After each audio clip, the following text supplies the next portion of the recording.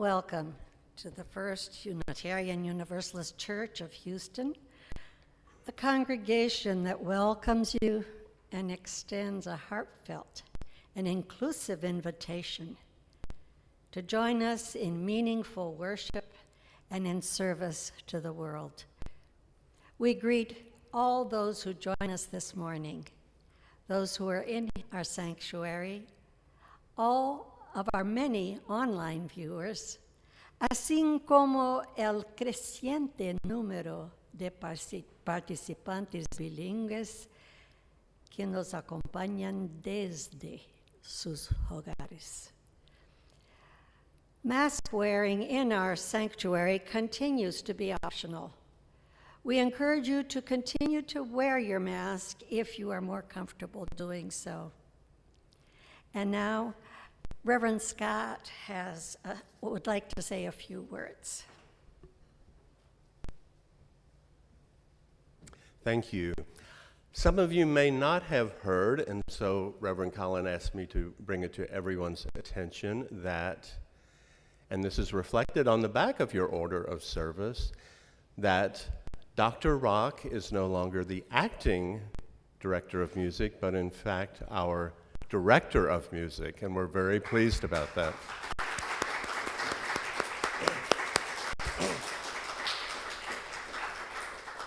The choir seems very pleased about that as well. So please join Dr. Rock in our opening hymn. Good morning. Please join me in body and in spirit as we sing hymn number 347, Gather the Spirit. Spirit,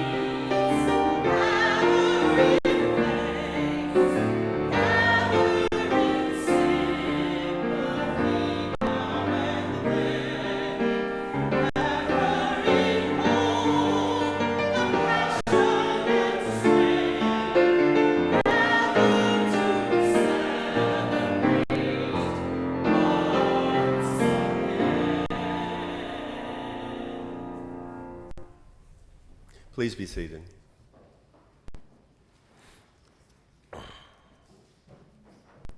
From our very first breath, we reach out. Co-regulation, not self-regulation, is our nature. We find our cues from the sun and the moon, from each parent and caregiver. We find our place in this great turning planet by turning to one another, generation to generation. We awaken to the dawn and fall asleep at the evening's end. Our life's journey is part of something greater, something simple, something divine. A flame cannot be lit without a spark. A life cannot begin without the air, and we cannot begin to find ourselves without love. May we reach out to one another. May we offer love and nurturing care. May we join together in celebration of the interdependence of our lives. In this spirit, let us worship together.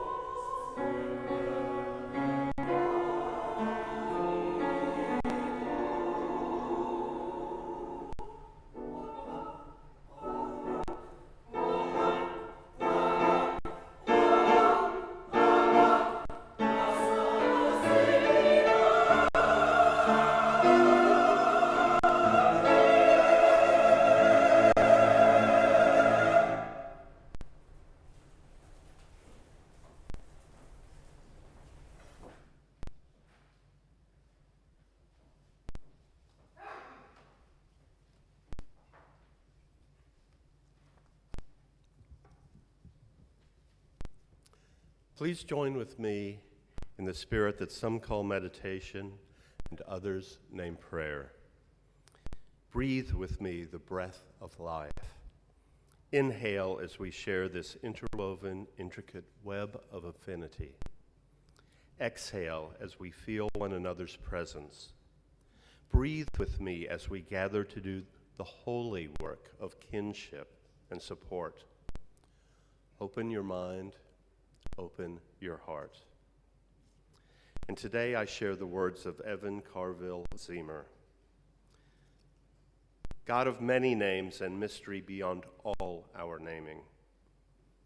Today, the advertising tells us what to buy for Mom.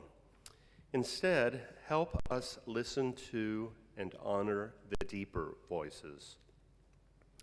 Today, let us honor all of those who have made this world possible for us. Those who did the hard work of building a better world for future generations. Today, let us honor the grief of those who have lost children through miscarriage, stillbirth, death, and those who long for children, and those, for whatever reason, cannot be in touch with their children this day. Today, let us honor the grief of those who mourn for their parents, whether separated by death, dementia, or disconnection. Today, let us honor those who fill in for missing mothering, fathers, grandparents, foster parents, aunts and uncles, and more. Today, let us honor the ways we have each been nurtured and mothered by the mothers who gave birth to us, by the parents who raised us, by those many others who have supported and nurtured us of all genders. Today, let us honor those who survived damaging and traumatic mothering. Spirit of life, help them to heal. Let us remember that not every mother is ready for her children. Let us turn aside from the myths of motherhood on a pedestal and remember each parent is an imperfect human in need of more support than adulation, in need of our support. Today, let us honor those who are doing the hard work of nurturing, striving to meet not only the physical needs, but the many deep and complicated emotional and spiritual needs. Spirit of life, nurture and sustain them so that they may be the nurturers you desire. Today, let us honor all the ways each of us give to tomorrow, knowing there are multiple paths of meaning and more than one way to birth the future. Today, with both joy and sorrow, let us be grateful for life, for the chance to love, for those who love us, and the opportunity to nurture the future. We pray in the names of all those known and unknown, present and absent, remembered and forgotten. We pray in the names of all helpers of humankind. Amen. We pause now together to lift up that which sits heavy and light on our hearts. We send our good thoughts and well wishes to Narisa Bond, who will be having surgery this week. And we continue to hold in our hearts those enduring or fleeing violence in Ukraine and the families of all those who have been killed. I invite you now to say the name or bring to mind those you wish to be held by the loving embrace of this community. They are part of the great cloud of witness and memory, and we will, even if we do not know their names, hold them in our hearts.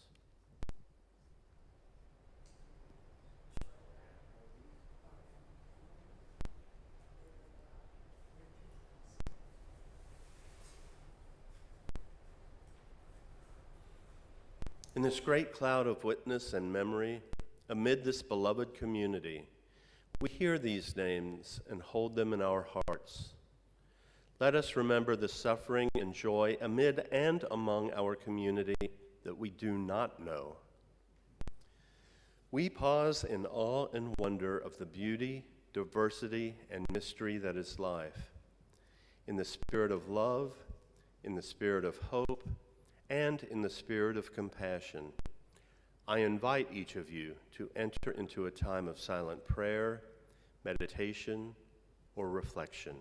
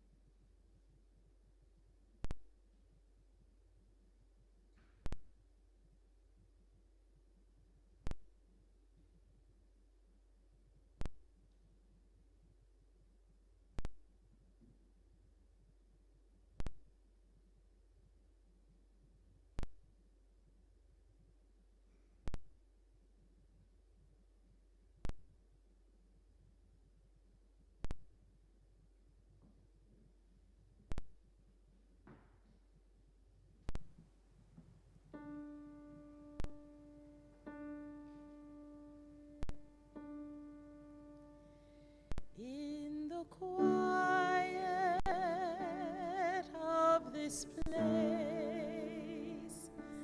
let this moment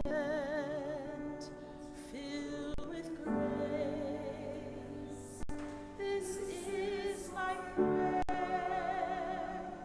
This is my prayer.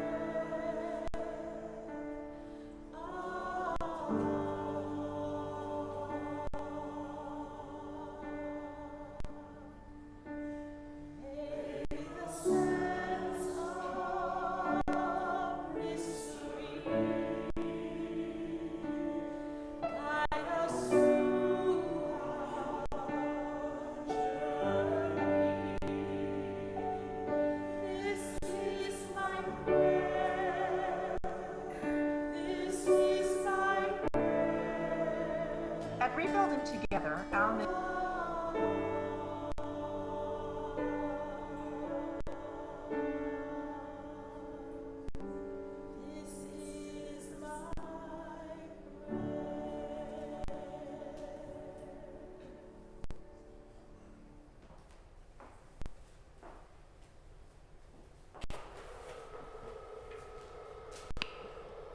Each week, our morning offering is shared with an organization that shares our Unitarian Universalist values and through which we may live out our principles in the world.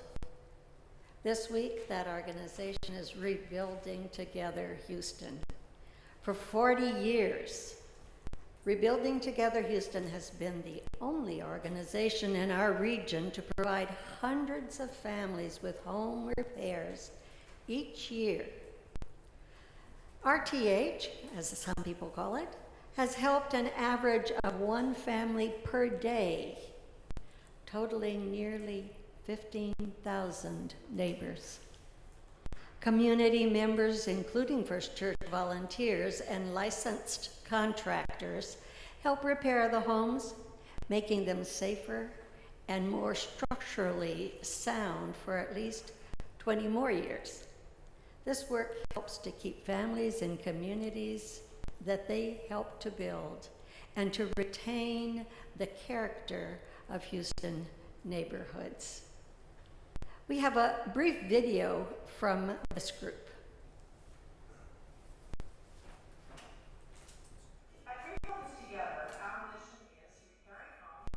At Rebuilding Together, our mission is repairing homes, rebuilding lives, revitalizing communities. With the support of thousands of volunteers, we make hundreds of homes safe and livable each year.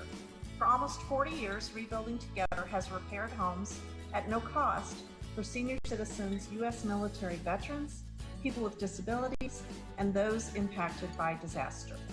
The majority of people we serve are families of color. Our work repairs homes handed down through generations, helping to preserve the history and character of some of Houston's oldest neighborhoods. Our work allows seniors to age in place and keeps housing affordable. We strive towards safe homes and communities for everyone.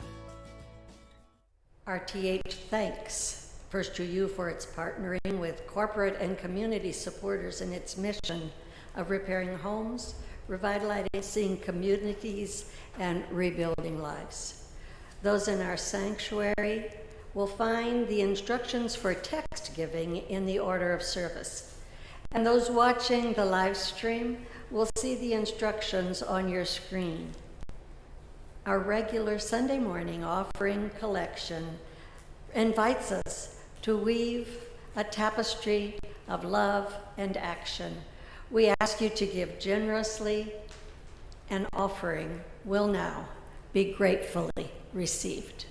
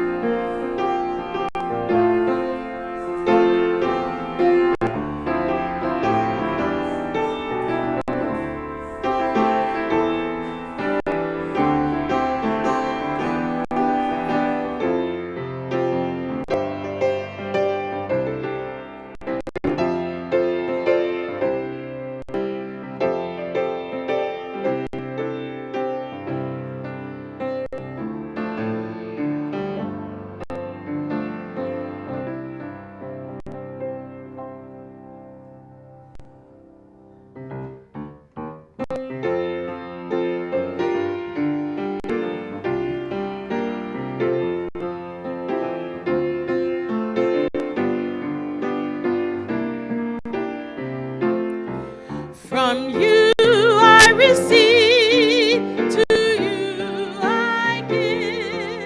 Together we share, and from this we live. Join in saying with me the words found in your order of service to dedicate the offering. To the work of this church, which is weaving a tapestry of love and action, we dedicate our lives and these our offerings.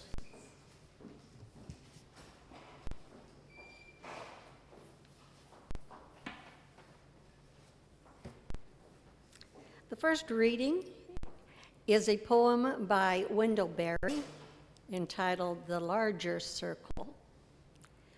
We clasp the hands of those that go before us and the hands of those who come after us.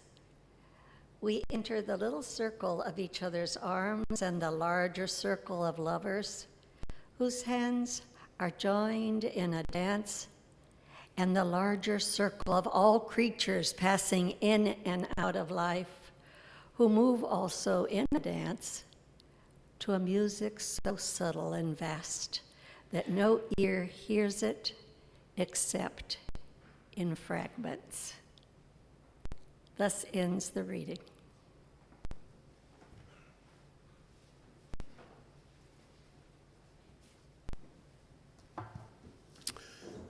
The second reading is a social media post that I saw earlier this week by a colleague the Reverend Aaron Wyma, who happens to be the associate pastor at the Cathedral of Hope, UCC in Dallas. It appears the leaked document dismantling Roe v. Wade is real. From the document, the inescapable conclusion is that a right to abortion is not deeply rooted in the nation's history and traditions. End quote. So let's be very clear here. Judge Alito's language of not deeply rooted in the nation's history and traditions is part of the white supremacy argument playbook. Black people voting is not deeply rooted in our history. LGBTQ people not having rights is not deeply rooted in our history. Women being seen as equal under the law is not deeply rooted in our history. Slavery is deeply rooted in our history. Women being chattel is deeply rooted in our history. Black and brown bodies being used, abused, and murdered by our government and citizens is deeply rooted in our history. Children being married too young or exploited for child labor is deeply rooted in our history. Christian white nationalism is deeply rooted in our history. Marginalized citizens having no access to social services is deeply rooted in our history. Indentured servitude is deeply rooted in our history. Mistreatment of immigrants is deeply rooted in our history. Rooted in our history is a deeply misogynistic, racist, xenophobic, transphobic, homophobic argument to make when discussing rulings of law in our country by the Supreme Court. This goes beyond reproductive rights. This argument could dismantle everything.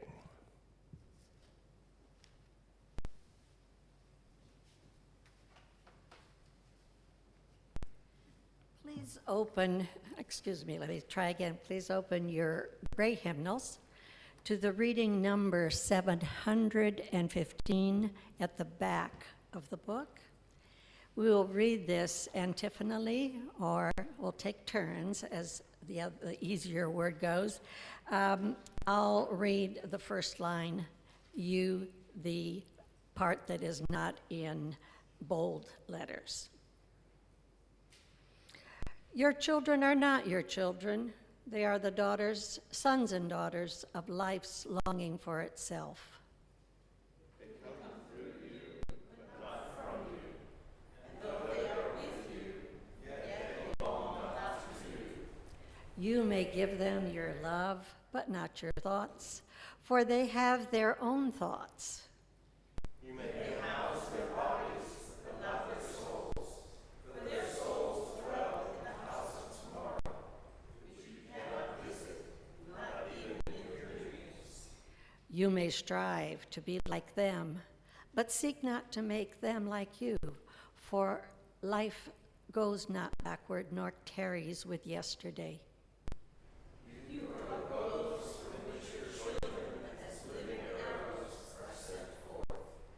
The archer seeks the mark upon the path of the infinite and bids you with might that the arrows may go swift and far. Let your bending in the archer's hand be for gladness.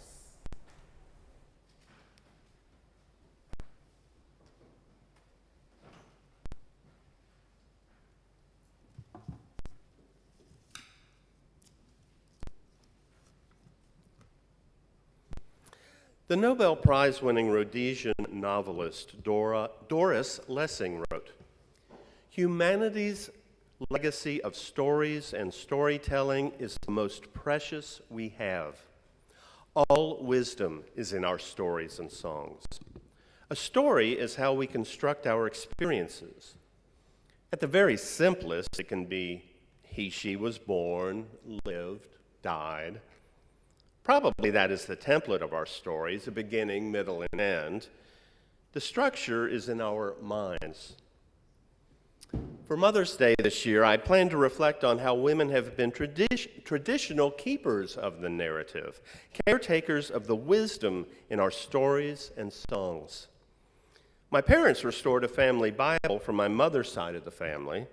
The records go back to the time of the Civil War, and on the designated pages, marriages and births can be found, carefully written in florid penmanship. So I ask, where does your story begin? There are so many ways you might choose to answer that question. How big a circle do you want to draw? You could begin with your childhood, with your parents and grandparents, perhaps referencing a family Bible. Some would draw the circle larger and describe the report they received from 23andMe or the research they did on Ancestry.com. Others might want the circle to include what they see as the very beginning. Some might point back to the Garden of Eden and include the story of a prolific apple-chomping couple who briefly resided there. Others might begin at the Big Bang and include the interdependent web of all existence of which we are a part. Perhaps it's even less possible to be specific about how our story is going to play out.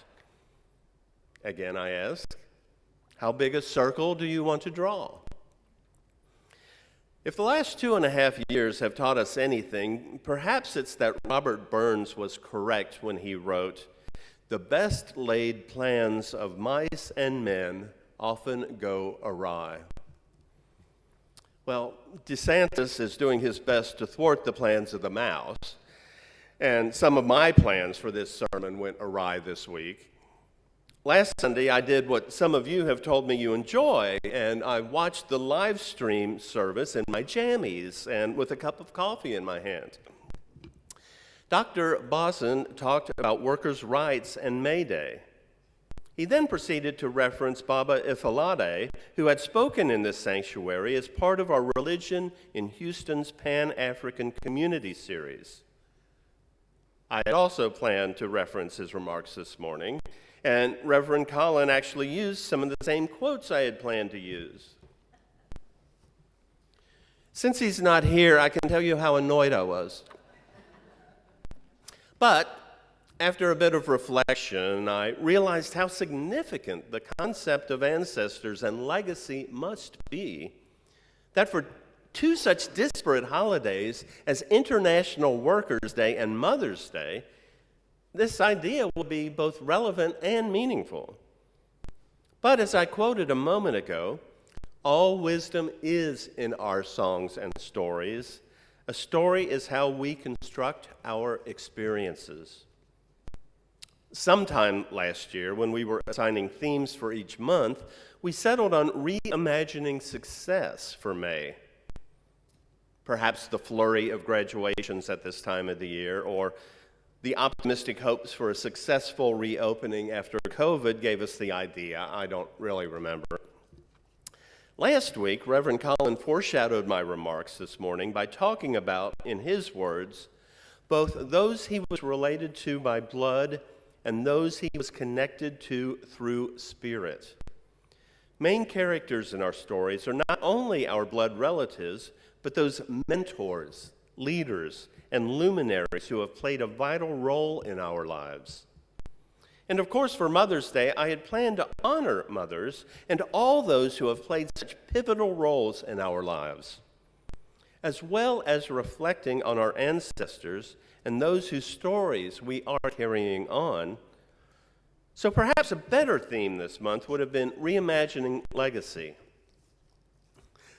But in an interesting twist, I did talk about reimagining success last year on Mother's Day, even though I didn't use those exact words. I talked about a mother's ability to see the potential in her offspring. And I commented not only on Jesus' mother, Mary, but Wilma Rudolph's mother, Blanche. And how a Spanish painter you may have heard of said, "My mother said to me, if you become a soldier, you'll become a general. If you become a monk, you'll end up the Pope." Instead, I became a painter and wound up Picasso. The other way the plans for my sermon went awry this week was the leak of the Supreme Court's draft opinion on Monday night reversing Roe versus Wade. It is something I could not choose to ignore this morning, even if it did not affect in a huge way an individual's right to choose to become a mother. Support by the American public for the Supreme Court is deteriorating. The politicization of the court, fueled by its swing to the right due to Republican-led Senates denying both Presidents Obama and Biden nominations, has led the public to question whether the judges are following law or politics. The fact that the recently appointed judges misled under oath what their views on the issue are adds to the distrust of the court. I was pleased that there were dozens of UUs at the rallies at City Hall on Tuesday and at Discovery Green yesterday. We were there to add our voices to those outraged that these rights are pretty clearly on the chopping block. And the trigger laws passed in 13 states prove they've been planning this. Our standing up against injustice is part of a UU's DNA. And we not only show up, we do it in yellow shirts.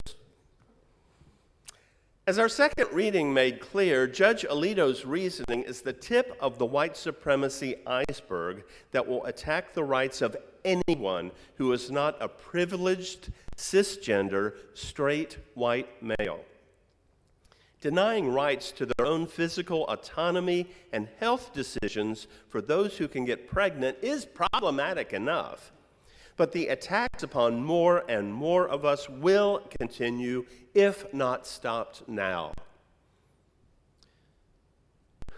One of my favorite lyrics from the Muppet movie is, "Life's like a movie, write your own ending." If we are to write our own story, determine our own ending, we cannot be denied the ability to make our own decisions. And I'm hard-pressed to think of a decision more personal and less needing to be regulated as when and if to become a mother. You may have seen this quote by Ruth Bader Ginsburg being circulated on social media this week.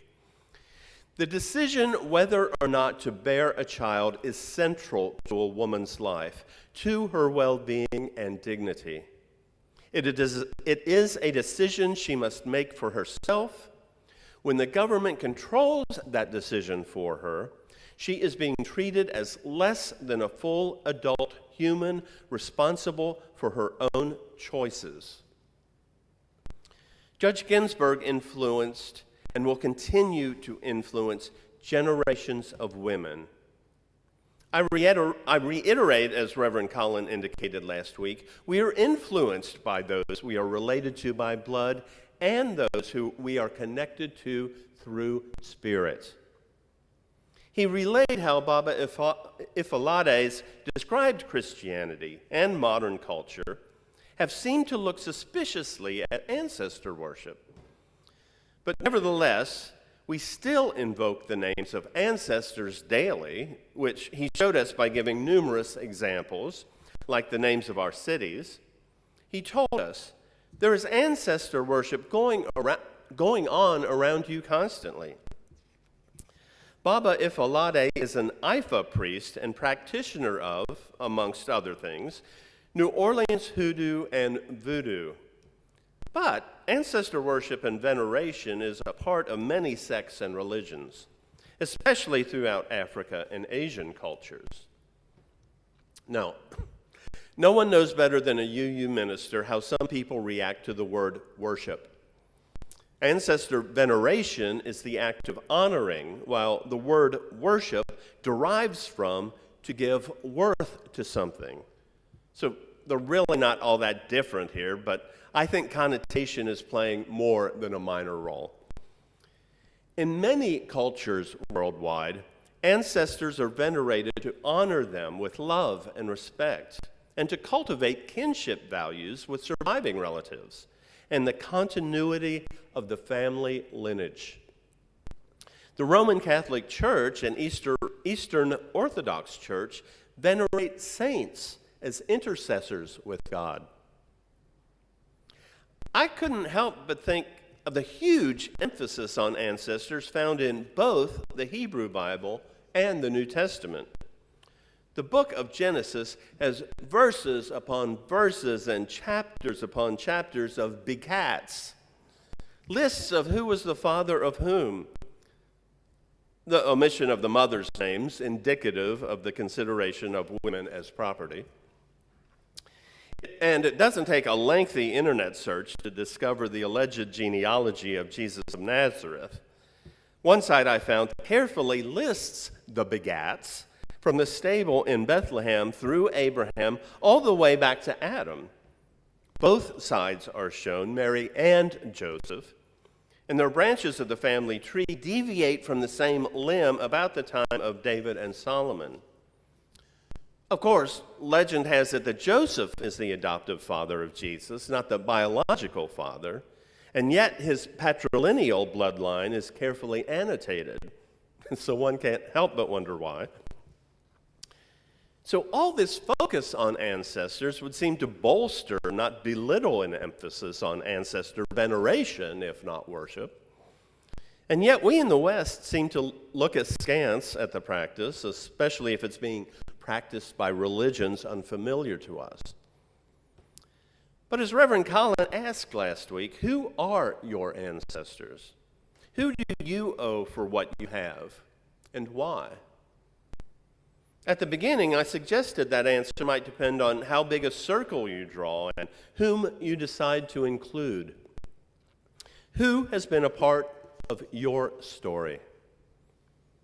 Today is a day set aside to give a shout out to our moms.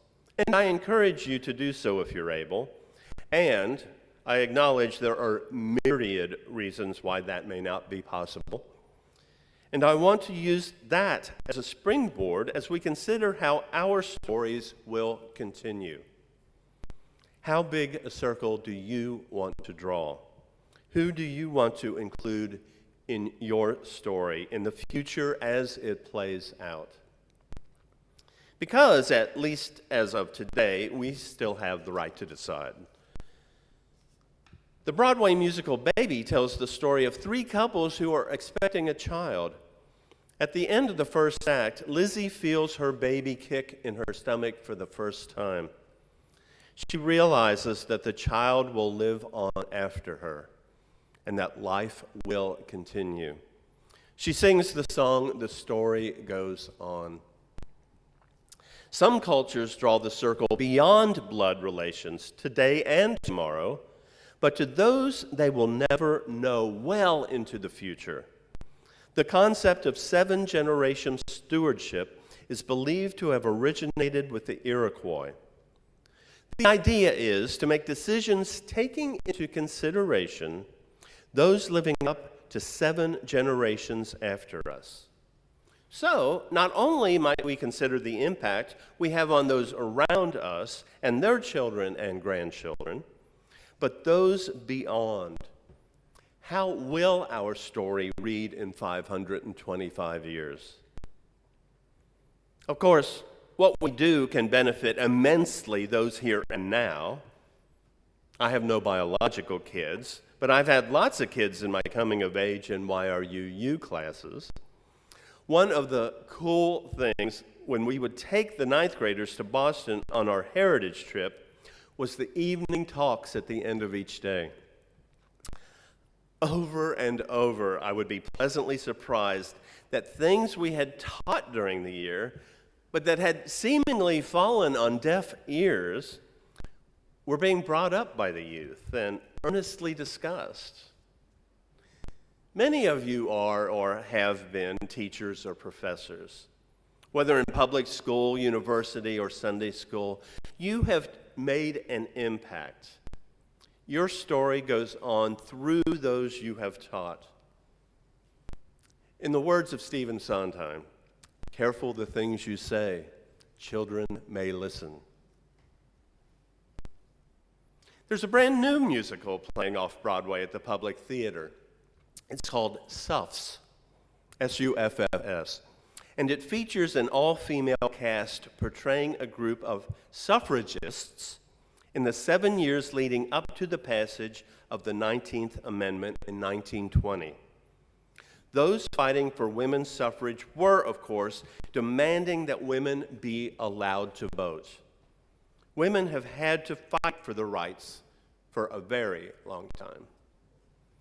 Friday morning on the Today Show, I happened to catch one of the stars, Philippa Sue, who happened to be nominated for a Tony for originating the role of Eliza Hamilton in Hamilton.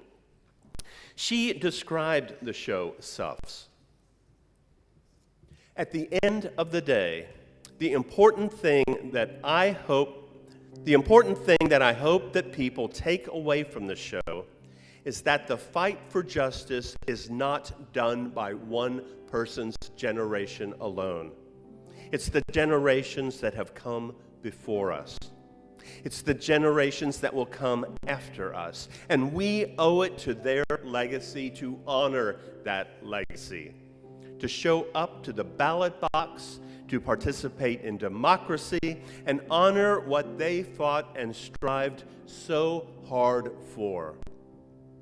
So I ask again, what are you going to do with the legacy you have been given by those blood relatives and those mentors whose story you now continue?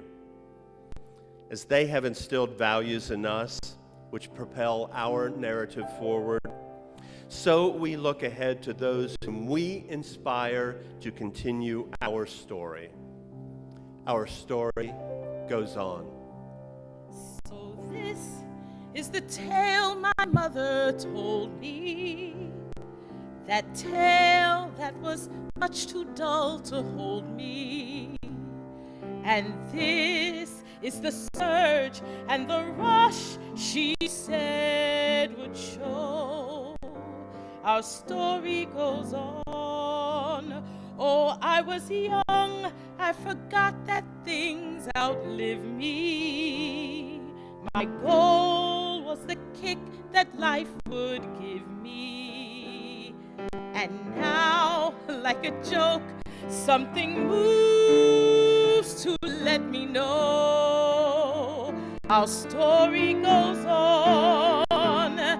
And all these things I feel and more, my mother's mother felt, and hers before a chain of life begun upon the shore of some dark sea has reached to me, and now I can see the chain extending.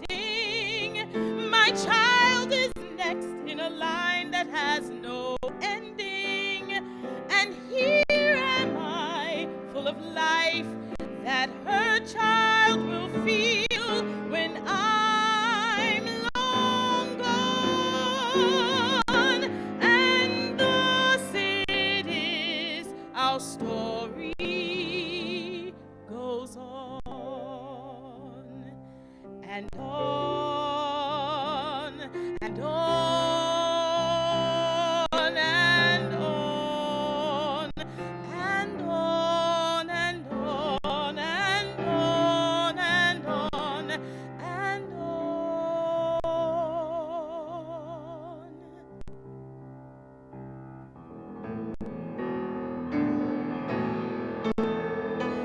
And all these things I feel and more, my mother's mother felt, and hers before a chain of life begun upon the shore of some primordial sea has stretched through time to reach to me. And now I can see the chain extending. My child is next in a line that has no ending, and he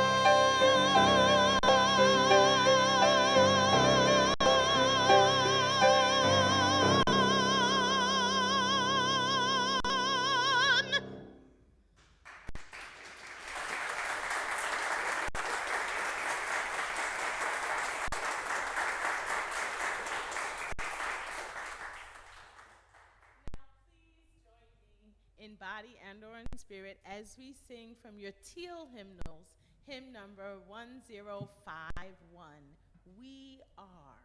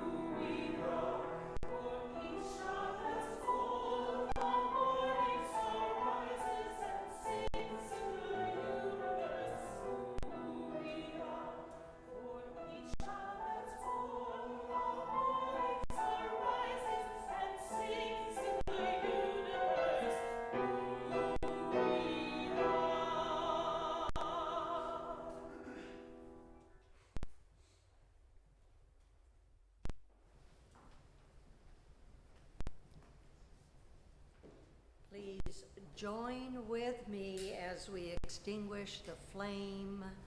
The words are in your order of service. We extinguish this flame, but not the light of truth, the warmth of community, or the fire of commitment. These we carry in our hearts until we are together again.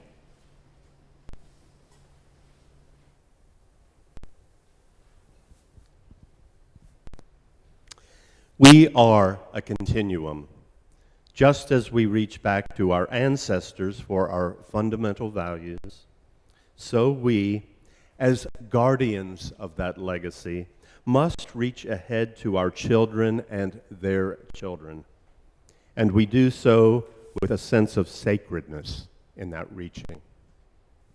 Go in peace. Have a blessed week.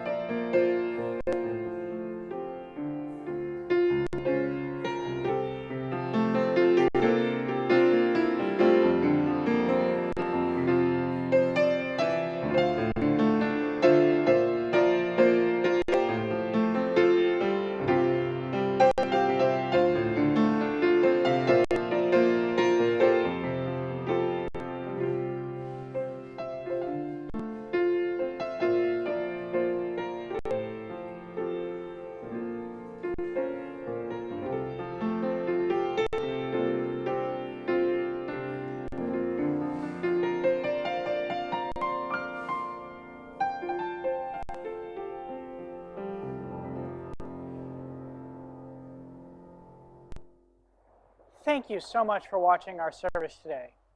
We're glad you're part of our online community, where we welcome people who are diverse in faith, ethnicity, history, as well as gender identity and sexual orientation. There are many different ways you can get involved in our community. One you can do right now is by clicking like below or subscribing to our channel. If you're interested in joining our congregation, please email us at membership@firstuu.org. Thanks so much for joining us.